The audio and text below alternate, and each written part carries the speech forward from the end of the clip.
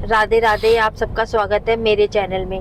आज हम पुरुषोत्तम मास या फिर अधिक मास महत्व कथा अध्याय 14 पढ़ रहे हैं। इसको सुनने से हर दुख और तकलीफ का अंत होता है। कथा इस प्रकार है। श्री नारायण जी बोले, इसके बाद चिंता से आतुर राजा दृढ़धनवा के घर वाल्मीकि मुनि आए। उसके बाद उन्होंने बोला, श्री नारायण ने बात करी उनसे, जिसमें परम अद्भुत तथा सुंदर रामचंद्र जी का चरित्र वर्णन किया है। राजा दंडधनवा ने दूर से ही वाल्मीकि मुनि को आते हुए देख के घबराहट के साथ जल्दी से उठ के भक्ति युक्त होकर उनके चरणों में दंडवत प्रणाम किया। भली भांति पूजा कर उत्तम आसन पे ऋषि को बैठाया। उनके चरणों को गोद में लेके दोनों हाथों से उनको धोया और उस चरणोदक को बड़े हर्ष के साथ शीश में धारण करके शुक पक्षी के बात को स्मरण करता हुआ राजा दंडधनवा ने मधुर वचन से ये कहा। धनवा बोले, हे भगवान, इस समय मैं कृतकृत्य हूँ, भाग्यवान हूँ, मेरा जन्म सफल हुआ है। हे प्रभु, आज मेरा मनोरथ पूर्ण हुआ। आज आपके प्रत्यक्ष दर्शन से मुझे हर तरह के ज्ञान की प्राप्ति हुई है। मेरा जीवन सफल हो गया है। हे जगत के पावन करने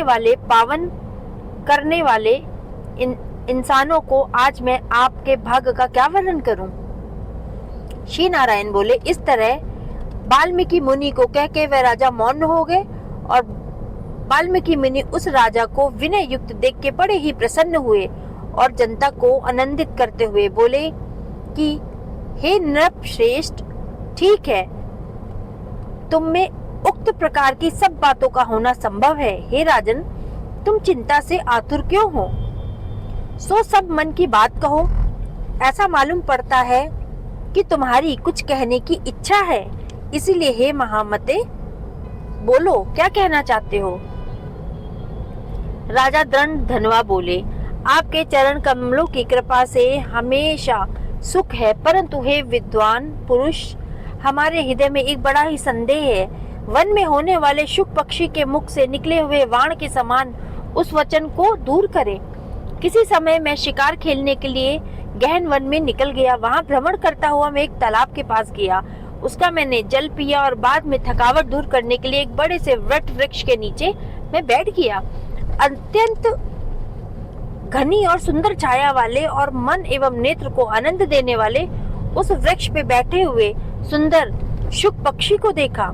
जब उस शुक पक्षी पे हमारी दृष्टि गई, तब उसने हमारे सम्मुख होकर एक श्लोक पढ़ा कि इस पृथ्वी पर विद्वान आतुल सुख को देखकर तू तत्व की चिंता नहीं करता है, तो इस संसार के पार कैसे जाएगा। मैं इस प्रकार शुक पक्षी के वचन को सुन के विस्मित हो गया। हे ब्रह्म, मैं जानता हूँ कि उस शुक पक्षी ने क्या कहा है, मुझे ये बताइए। इस हमारे हृदय के स्नेह को आप दूर करने के योग्य है। हमारा राज्य सुख और सुंदर 4 पुत्र, सुंदर पतिव्रता स्त्री, हाथी, घोड़े, रथ, सेना। हे ब्रह्मा, ये सब आतुल समृद्धि इस समय हमें किस पुण्य से प्राप्त है, ये सब विचार कर संक्षेप में मुझे यह बताइए, कहने में आप योग्य हैं। राजा दृढ़धनवा के वचन को सुन के वाल्मीकि मुनि बोले, प्राणायाम करके एक मुहूर्त तक ध्यान में मगन हो गए।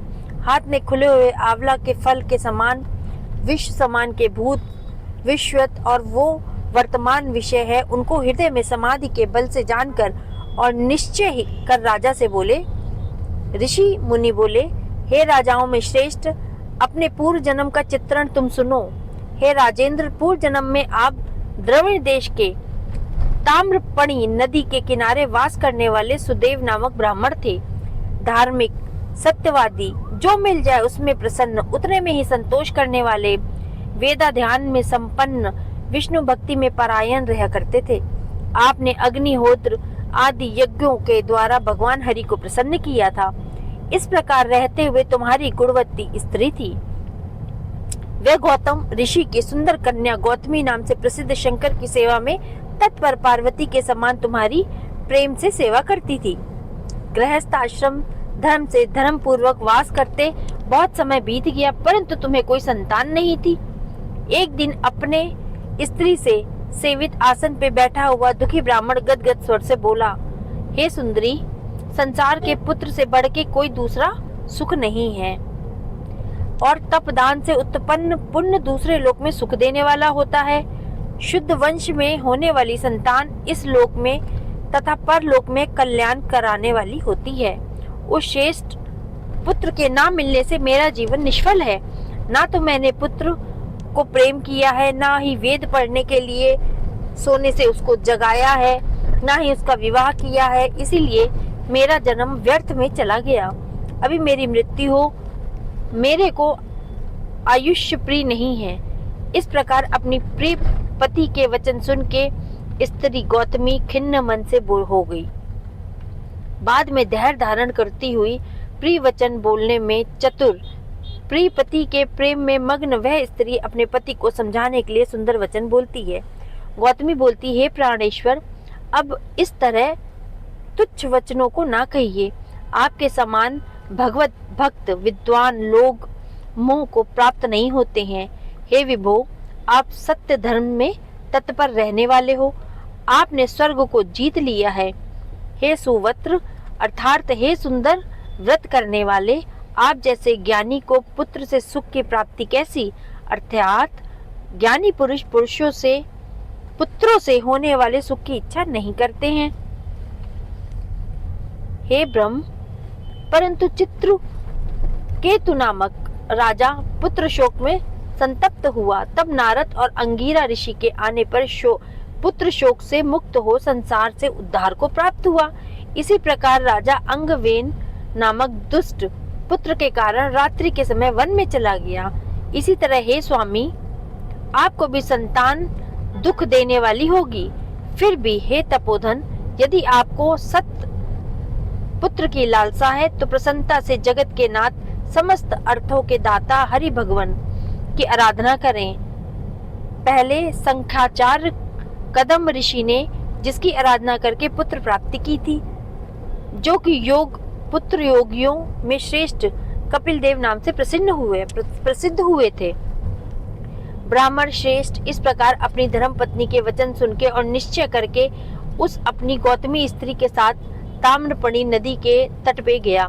वहां जाके वह पवित्र तीर्थ में स्थान करके अत्यंत श्रेष्ठ तप करता चालू कर दिया उसने करना। 5-5 दिन तक सूखे पत्ते जल का आहार करता रहा। इस प्रकार तप करते हुए उसने काफी समय व्यतीत कर दिया। 4000 वर्ष व्यतीत हो गए। उसके बाद उसने इस तपस्या से तीनों लोग उसके कांप उठे। भक्तवत्स भगवान उस सुदेव ब्राह्मण के अत्यंत उग्र तपस्या को देख के जल्दी गरुड़ पे सवार होकर प्रकट हुए।